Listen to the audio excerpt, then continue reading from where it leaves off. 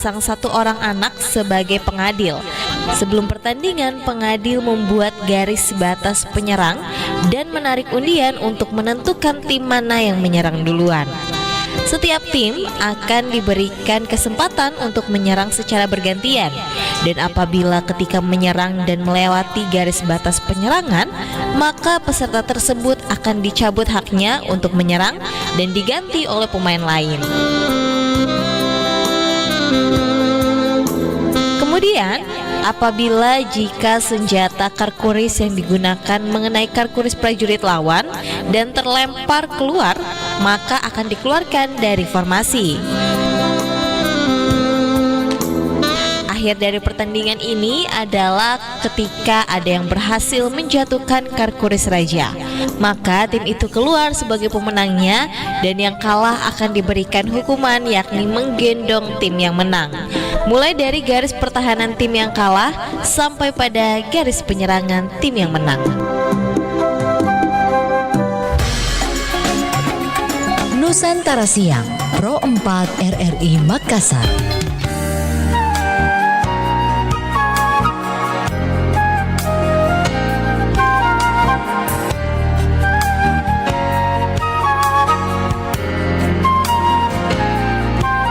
Assalamualaikum warahmatullahi wabarakatuh. Saya langsung sapa narasumberku, Bapak Dr. Basri Basir MR, SE, MAK, CBC. Assalamualaikum warahmatullahi wabarakatuh. Selamat siang Pak Basri. Halo. Iya. Halo Pak Basri. Iya, kita masih terus mencoba terhubung dengan narasumber kami siang hari ini. Selamat siang Pak Basri. Oke, by Zoom kita mencoba untuk terhubung dengan beliau. Hari ini kita membahas mengenai peningkatan wirausahawan muda, strategi efektif dalam pengendalian inflasi. Beliau, kita menyapa beliau di ujung ini ya, by Zoom ya. Oke. Assalamualaikum warahmatullahi wabarakatuh. Iya, udah terhubung tapi agak terputus-putus ya Pak Pak Basri. Iya, gimana iya. Mas? Oke. Ya? Siap Pak Basri. Oke. Iya. Pak Basri. Maaf karena iya. ini lagi pendampingan. Oke, siap. Terima kasih. Kami mau ucapkan terima kasih sebelumnya atas waktunya Pak Basri. Terima kasih Pak. Iya.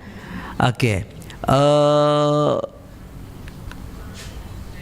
Strategi khusus untuk menumbuhkan jiwa kewirausahaan muda, kemudian langkah-langkah praktis yang juga untuk meningkatkan daya tahan ekonomi dalam menghadapi inflasi ini selalu hal-hal yang ada dalam kehidupan manusia, termasuk juga bagaimana panduan untuk wirausahaan muda dalam mengelola bisnis yang efektif selama periode inflasi.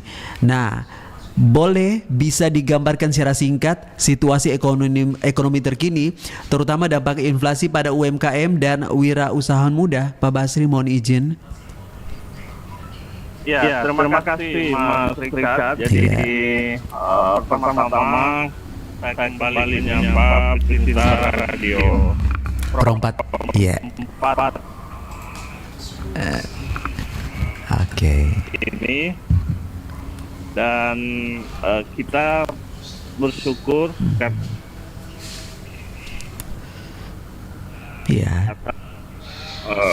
Allah Subhanahu wa taala, Tuhan yang Maha Kuasa, untuk menjalankan aktivitas keseharian kita. Amin.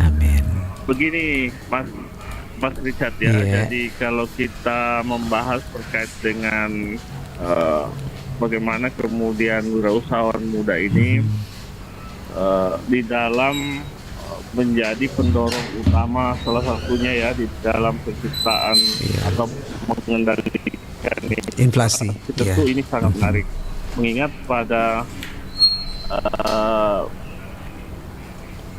beberapa dekade atau beberapa bulan terakhir kita memang mengalami deflasi, inflasi yang cukup dorong terus, bagaimana kemudian para pelaku UMKM utamanya wirausaha muda ini yang banyak menjadi katalisator ya di dalam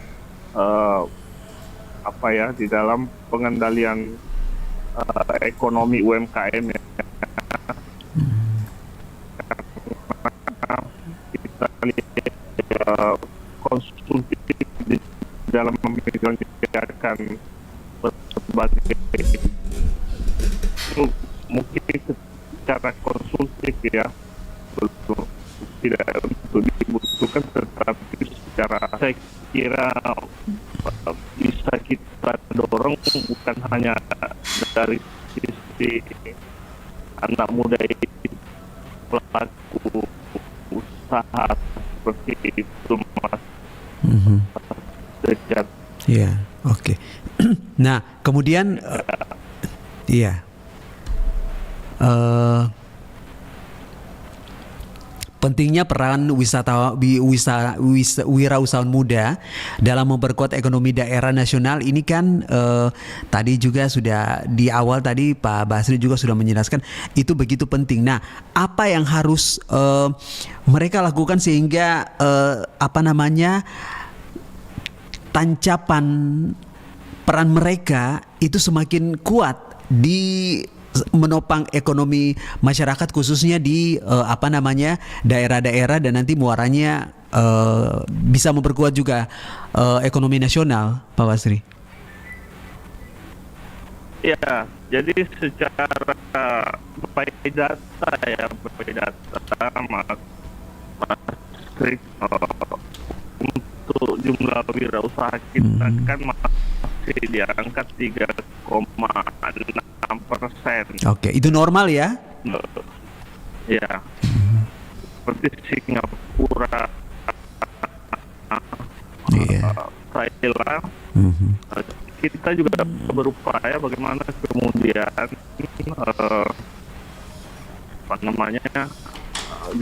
dilihat kan melalui berbagai macam stimulus, apakah itu dalam bentuk permodalan, berbagai insentif misalnya pengurangan pajak untuk mereka yang berwirausaha seperti itu. Jadi sehingga ini mendorong anak-anak muda kita yang selalu diagung-agungkan ya di 2045 itu menjadi bonus demografi ya. Nah, ini bisa kita maksimalkan apabila kita startnya mulai dari sekarang seperti itu. Oke. Ya. Nah, kemudian strategi apa yang efektif ya supaya pengusaha muda kita ini ya untuk mengefisiensi produksi sekaligus pemasaran yang hemat biaya dan inovasi. Strateginya yang paling efektif kira-kira menurut Pak Basri seperti apa?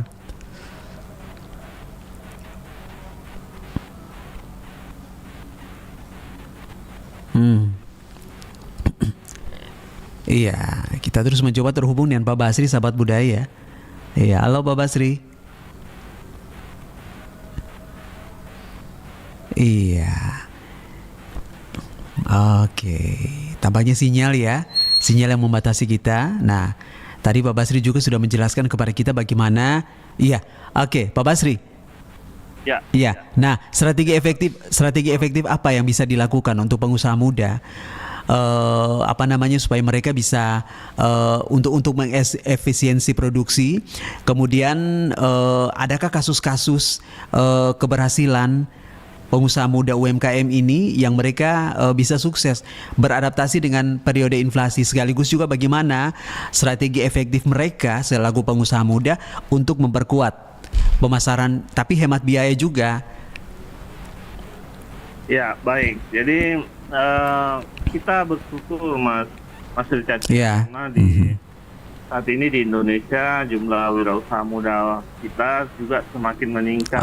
Berbagai stimulus dari pemerintah, beberapa kementerian yang mendorong terus penumbuhan wirausaha muda, baik pemuda dan olahraga, dinas perindustrian perdagangan, dinas koperasi dan seterusnya ini secara bersama-sama terus mendorong bagaimana kemudian wirausaha muda ini bisa ditingkatkan. Karena kalau mereka ini kan rata-rata sekarang ini kan milenial, Gen Z dan generasi strawberry yang kira-kira susah untuk di-challenge karena mereka sedikit-sedikit itu mungkin gampang menyerah. Oh iya. Begitu. Sehingga sekarang ini memang perlu penguatan, Mas Richard ya. Iya, iya. Nah, dan saat ini mereka ini banyak, misalnya kalau saya kan juga akademisi, Mas Richard, ya. Jadi saya mengajarkan mata kuliah kewirausahaan itu. Dan prakteknya itu adalah mereka di akhir semester itu membuat prototipe produk. Nah, disitulah cikal bakal awalnya sehingga bagaimana kemudian nanti setelah sarjana dia tidak menjadi job seeker, tetapi menjadi job creator, pencipta lapangan kerja. Oke. Iya. Dan itu sekarang sudah di Kemendikbudristek sekarang kan sudah masif ya program-program pengembangan wirausaha. Iya. Nah, jadi kalau misalnya mereka bisa membuka lapangan kerja, berarti mereka bisa membantu negara begitu Pak ya? Ya betul sekali Mas Yusuf. Jadi bonus demografi 2045 ini bagaikan dua sisi mata uang. Bisa menjadi peluang, dia bisa menjadi ancaman. Kenapa? Menjadi peluang itu apabila mulai dari sekarang pemerintah memang menggalakkan banyak program-program penguatan wirausaha muda, tetapi menjadi ancaman apabila anak-anak muda kita ini hanya tiap hari hanya main game misalnya. Main game pun bahkan kalau diarahkan ke arah yang positif mungkin mereka bisa mengembangkan bakatnya karena sekarang kan ada namanya e-sport ya, e-sport wadahin mereka. Nah, tetapi kalau hanya diarahkan untuk hal-hal yang tidak produktif itu have fun saja ya. Ya, betul. Nah, itu bonus demografi itu mungkin bisa menjadi ancaman 2045. Nah, lalu bagaimana maksudnya tips untuk mengatasi resiko inflasi ini sehingga stabilan usaha itu tetap stabil? Ya, pertama mungkin lebih banyak ya saat ini mungkin anak-anak muda ini kita dorong bukan hanya membeli lebih banyak, tetapi juga memanage keuangannya itu untuk usaha produktif. Ya, karena anak-anak sekarang kan gampang sekali tuh untuk belanja konsumtif. Betul. Pay later dan seterusnya. Nah, coba diarahkan untuk mulai saat ini mungkin spend money untuk kira-kira membelanjakan hal-hal yang sekarang produktif, misalnya bikin usaha kan tidak harus kendalanya itu rata-rata wirausaha muda itu selalu bilangnya nggak ada modal ya. Padahal ada namanya modal nekat, Mas Richard ya. Oh, modal nekat. Oke. Ya, modal nekat itu maksudnya ada uang, misalnya kamu punya 500.000, 300.000, ya udah bikin aja dulu mungkin produk-produk yang cepat laku dijual, misalnya bikin kue-kue, nasi kuning atau apalah. Yang jelas jangan terlalu banyak dibelanjakan. Bikin usaha-usaha produktif. Nah, kemudian seperti apa kebijakan pemerintah dan dukungan pemerintah ini bisa dimanfaatkan oleh pengusaha muda, sekaligus rekomendasi praktis apa yang bisa ditawarkan untuk memperkuat daya saing mereka selaku wirausaha muda? Ya, seperti yang saya jelaskan pada beberapa pertemuan bahwa pemerintah untuk saat ini kan dengan kabinet baru di bawah Presiden Prabowo dan Gibran, ini tentu kita optimis menyongsong Indonesia Emas 2045 dengan catatan bahwa mulai saat ini memang di setiap level-level kementerian mulai pusat sampai daerah itu betul-betul menjalankan arahan-arahan yang diberikan oleh Presiden terkait dengan penumbuhan dan pengembangan wirausaha di kalangan anak muda ini dengan mendorong berbagai kegiatan pelatihan, bantuan usaha produktif, kemudian stimulus pengurangan pajak, ya, dan juga mengarahkan bakat-bakat anak-anak muda ini yang cenderung instan gitu, generasi sandwich ya namanya.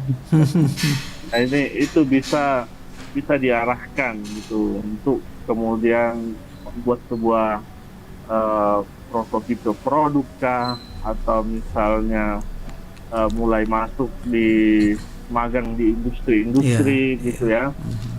Sehingga mereka banyak belajar, banyak kaya akan experience, pengalaman yang nanti juga menjadi bekal mereka setelah ke depan misalnya dia membesarkan atau mengembangkan usahanya, begitu Mas Iksan. Oke.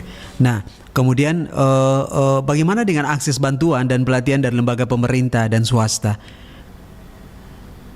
Ya, jadi Mas Richard, ini menarik pertanyaannya. Jadi saat ini sebenarnya banyak sekali bantuan-bantuan yang diberikan oleh pemerintah, baik secara fisik ya, bantuan peralatan maupun non fisik itu mungkin bantuan dari sisi permodalan ya dan seterusnya. Cuma kendalanya adalah mahasiswa para wirausaha muda ini tidak memanfaatkan gadgetnya gitu. Padahal banyak sekali informasi-informasi di media sosial. Nah, misalnya Anda masuk saja di Instagramnya Dinas Koperasi kan ada, atau di TikToknya ya. Kepoin di situ kalau ada pelatihan ya ikut, ada pameran ikut gitu. Nah, dinas perindustrian, kemudian dinas terkait lainnya ya. Ya banyak tuh, misalnya kayak pengurusan halal kan ada sekarang ya dari pemerintah, pengurus halal. Ya itu harus dimanfaatkan, karena harusnya Anda keluar duit, tapi jadinya tidak keluar duit karena ada bantuan dari pemerintah. Oh, berarti gratis ya, Pak Basri ya? Ya, gratis ya.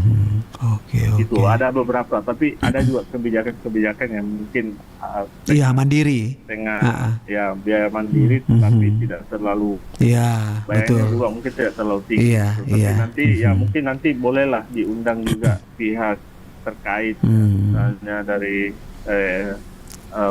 yang menangani halal ya, Majelis Ulama Selatan dan seterusnya ya, perlu diedukasi. Betul. Gitu. Nah, Pak Basri, begini, wirausahawan muda itu kan sebenarnya mereka nih dilema, tarik ulur gitu, maksudnya maju, tapi kira-kira persaingannya berat. Tapi kalau misalnya tetap di tempat, ini kan juga kan menjadi dilema juga buat mereka. Nah, sementara padahal kalau yang Pak Basri bilang tadi, kalau modal nekat itu kan, tapi dengan kemampuan kan sebenarnya bisa ya, Pak Basri ya. Ya, sangat bisa Mas.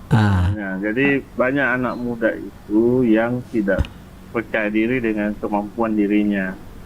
Ini sebenarnya ibaratnya itu sebenarnya dia bisa lari 100, tapi dia hanya menggunakan 50% dari kekuatannya. Itu masih bisa dimaksimalkan ya.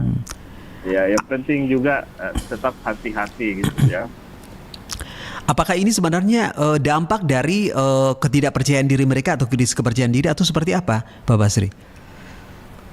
Ya, seperti tadi yang saya sampaikan Mas Ican, anak-anak muda sekarang itu kalau dalam bukunya Generasi Langgas itu kan anak-anak milenial, Gen Z, ya, mereka ini cenderung mau yang instan, tidak mau berproses, ya beberapa. Jadi kalau mereka ini kita arahkan ya bakatnya itu mungkin dengan cara memberikan challenge yang mungkin mereka sukai, mungkin mereka akan berdaya gitu dengan sendirinya ya. Tapi kalau mereka misalnya kita arahkan yang tidak sesuai dengan keinginan mereka kan. Mereka ini kan sekarang Mas Richard, kalau misalnya kalau anak-anak milenial itu anak-anak generasi strawberry ya. Iya, iya, di kantor.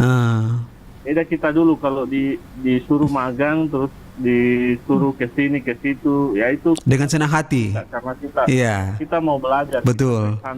Betul. Tapi kalau anak-anak sekarang dimarahi sama bosnya satu hari, udah mau masuk lagi besoknya. Besoknya mau masuk. Oke. Itu mungkin. Berarti seleksi alam berlaku ya, Pak Basri ya? Ya, jadi saya kira memang anak-anak muda ini ya selain juga karena faktor sekarang itu teknologi juga makin canggih, makin luar biasa. Harusnya luar biasa. Mereka juga cenderung itu tadi berpikir instan. Saya Mas Richard misalnya memberikan tugas karena anak-anak muda ini jarang tuh saya pakai definisi karena mereka saja bisa pakai ChatGPT dan seterusnya. Nah, tapi kita buat dia berpikir dalam bentuk studi kasus. Oh iya, mereka berjuang dan berusaha. Ya, harus berjuang, nggak bisa, dan harus dikaitkan dengan konteks lokal sehingga dia lebih banyak eksplor di daerahnya. Betul, saya setuju. Artinya maksudnya tidak apa-apa mereka boleh membuka diri melihat dunia dengan teknologinya, tapi konten lokal budaya mereka itulah yang sebenarnya harus menjadi tetap bisa menjadi tetap bisa relevan begitu, Pak Basri ya? Ya, betul sekali. Jadi selain karena sekarang teknologi tetap canggih, tapi wawasan lokal pride itu jangan sampai hilang dari mereka. Betul. Artinya, ya mungkin banyak literasi lah, banyak membaca, dan seterusnya. Karena anak-anak sekarang juga malas sekali tuh membaca buku, karena mereka menganggap ya sekarang semua sudah ada di gadget, di laptop, di internet, gitu. Semuanya mudah. Padahal menurut penelitian itu sangat berbeda apabila setiap hari kita mengonsumsi dalam tanda kutip teknologi yang super cepat AI dan seterusnya. Oke, waduh ini sangat istimewa sekali ya Pak Basri. Sekali lagi sahabat muda dimanapun berada, kita mengucapkan terima kasih sekali bersama Bapak Dr. Basir MRSE, MAK, CBE, Coach Basri, sekaligus juga Coach Practitioner Startup Bisnis dan UMKM. Pak Basri, sekali lagi terima kasih sudah bersama kami di perbincangan siang hari ini. Sukses. Nanti kalau ada cerita-cerita baru, boleh bagi lagi kembali bersama kami di Pro4 RRI Makassar, Pak. Siap, selalu buat 4 RRI Makassar dan timnya. Amin. Edukasi pada wirausaha muda, pelaku UMKM dan khususnya di Sulawesi Selatan. Oleh karena itu memang saya selalu excited, semangat apabila diminta menjadi narasumber, karena ya harus digalakkan terus, dikamahkan terus, harus bisa sebanyak-banyak mungkin kepada para pendengar Pro RRI 4 Makassar. Begitu Mas Richard. Sekali lagi terima kasih Pak Basri. Assalamualaikum warahmatullahi wabarakatuh. Sahabat budaya dimanapun berada, terima kasih banyak untuk kebersamaannya. Saya Richard Fernanda mengucapkan terima kasih untuk narasumber kita siang hari ini. Terima kasih banyak untuk kebersamaannya, dan tetap semangat bersama Pro4 RRI Makassar. Jangan kemana-mana, sebentar di pukul 12 kita punya program budaya bahasa Mandar ya. Tetap bersama Pro4 RRI Makassar, suara budaya Sulawesi Selatan. Sekarang kita ikuti dulu ya. Ada beberapa